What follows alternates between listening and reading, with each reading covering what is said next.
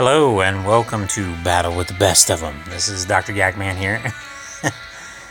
Alrighty, so this is a video for Slakoth Community Day. So they announced 2 days ago that you would get Body Slam as a special move. So no, it was not a quick move that it's changing. It is a charge move that it's getting. So because as it is right now, Slaking can only learn as a quick move Yawn, which coincidentally they had recently with all of these silly Snorlaxes as a promotional thing to go on with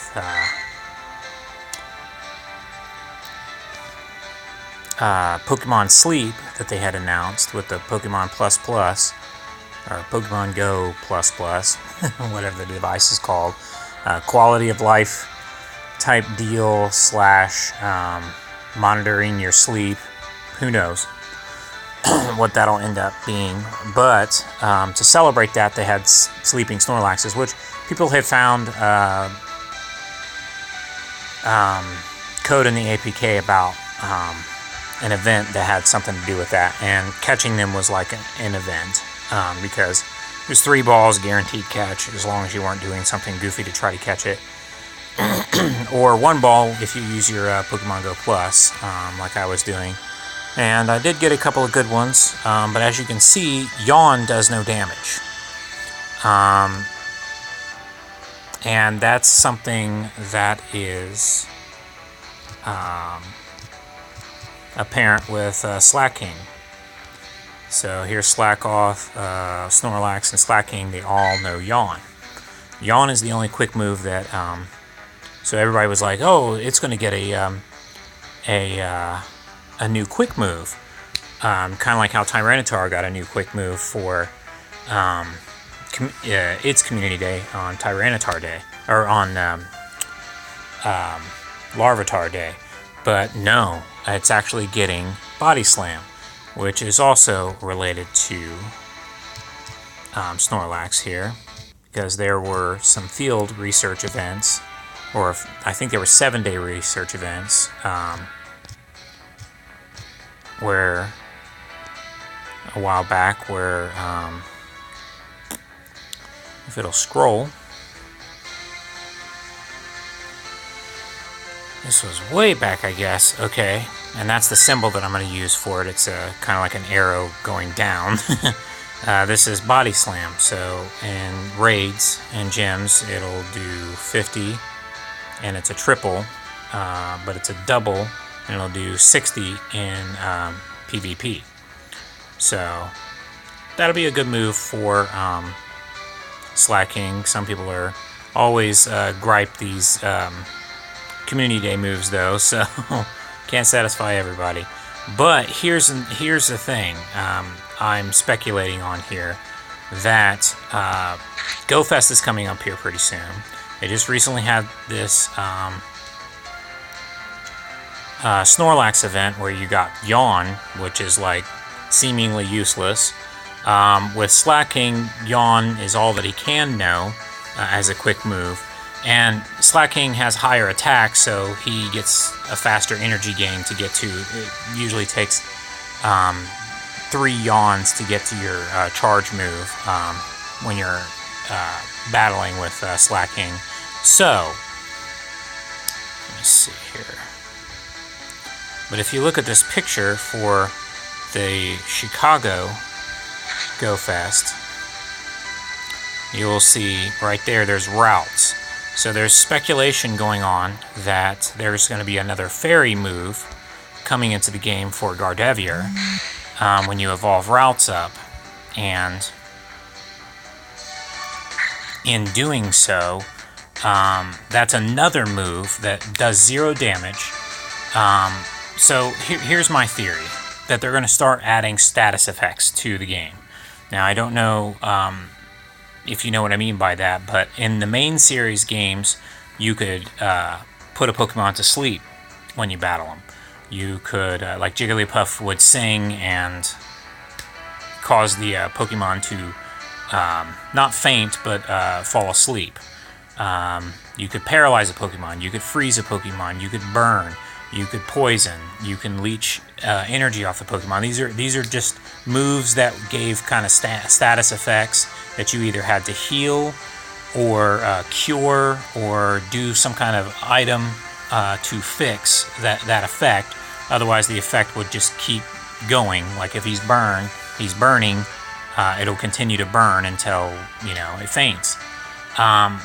So with the status effect, they could add to Yawn and this new fairy move that might come into the game that does 0 damage, but maybe there's a chance that it'll add a status effect like Yawn, possibly putting your opponent to sleep or slowing it down.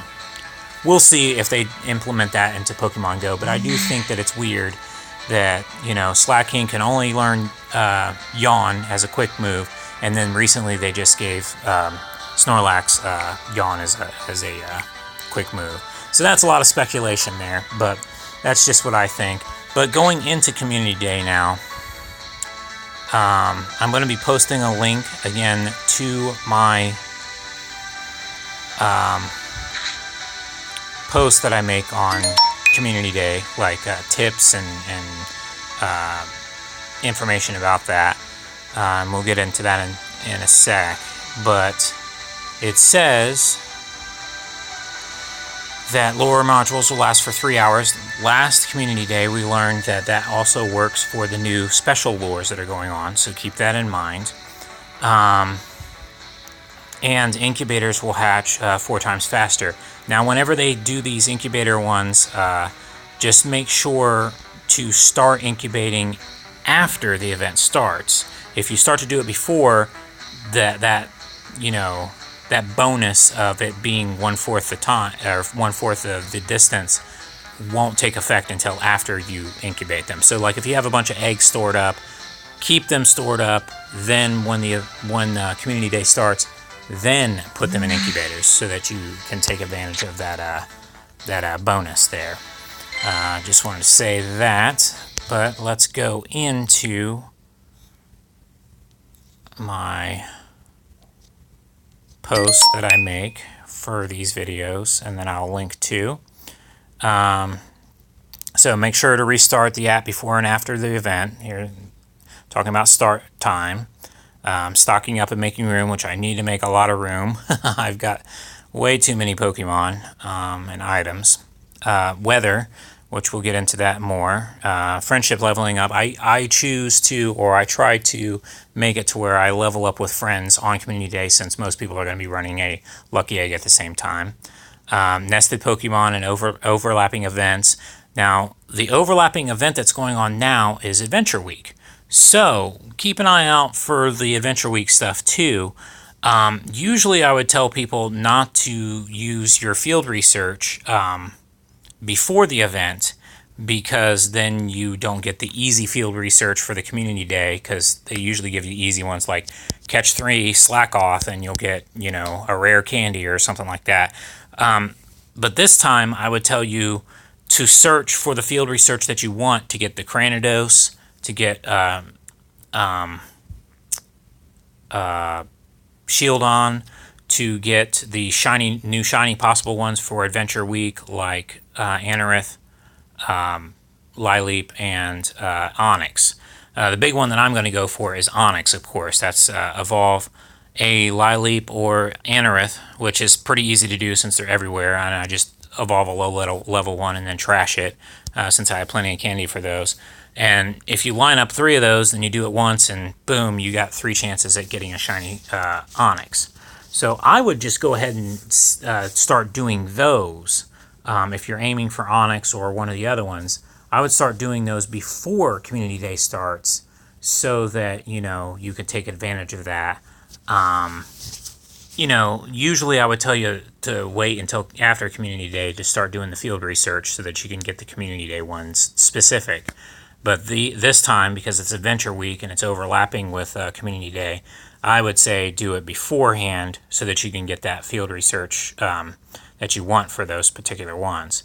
Community Day box, exclusive moves and bonuses. I already talked a little bit about that with the incubating. Catching tips, shiny tips, Pokemon Go Plus tips.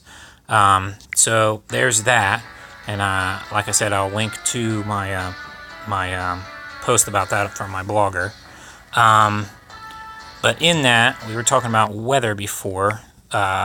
There is a slight chance of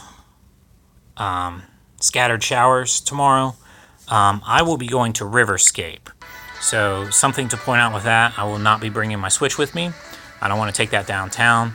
And I will not be going to Archer's afterward for trading and for, you know, all that stuff. I will just be doing it on the spot after I'm done at Riverscape. Also, if you want to gain a lot of experience with Adventure Week, if you go to a spot you haven't been to in a while, or they've added new stops, or you go to a new spot to do stuff, and you're running a lucky egg already for Community Day, you can get, I believe it's, I think it's 4,100 to 4,100 XP for spinning a new stop. That's awesome, amazing. I don't need that because I'm already level 40, but for those of you who want to level up or get all that experience, there you go. I am going to probably be hitting some new places because I'll be going with people who haven't reached level 40 yet.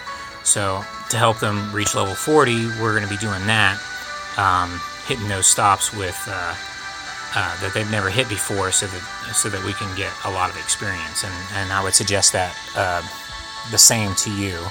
Recently, Van Buren has been a hotspot for Onyx here, so just keep that in mind. That's near where I live.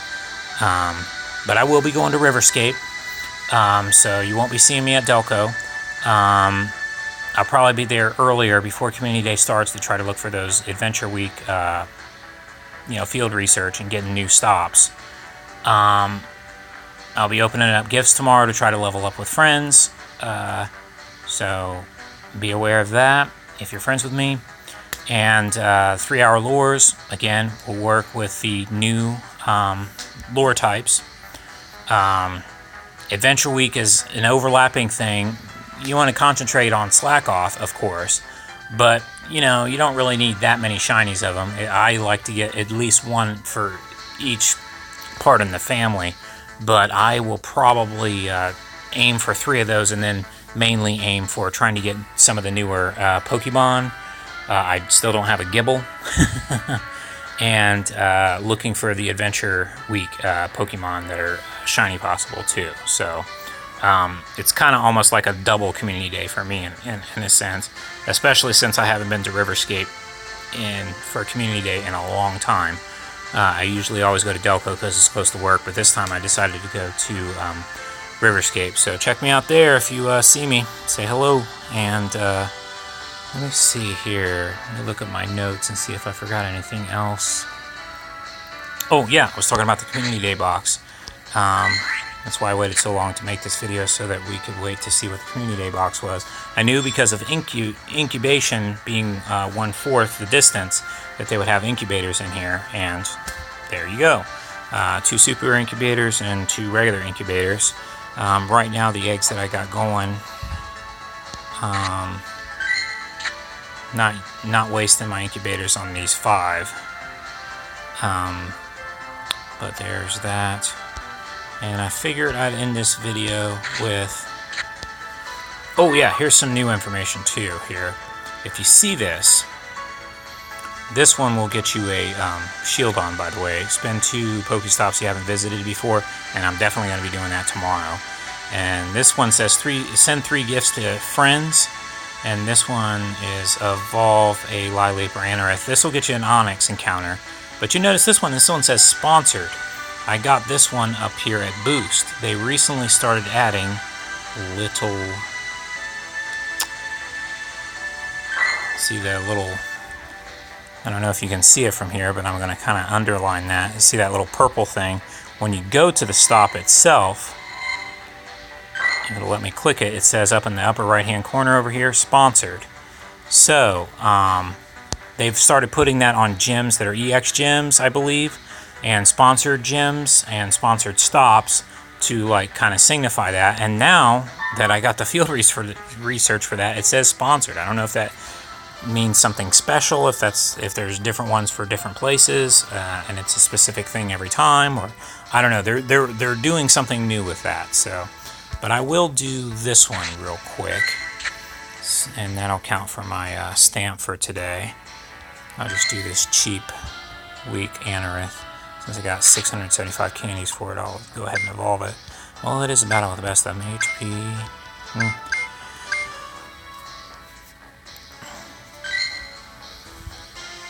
And that'll count towards my stamp for tomorrow, and I get a chance at Onyx. Oh man. This video is already way longer than I thought I was going to make it, but went over a lot of stuff. Speculation about the moves. Whew. Alrighty. 709, so mighty. You see I got a lot of junk Pokemon I got to go through and appraise and figure out what to do with. And Onyx is not shiny, of course. So, but there you go, guys. Happy hunting tomorrow. And like always, this video is lagging because it's recording my face and me getting an excellent curveball throw on an Onyx. Watch him still jump out. But happy hunting tomorrow. Have a good community day. Get them shinies. And I'll see you out there. Thanks for watching.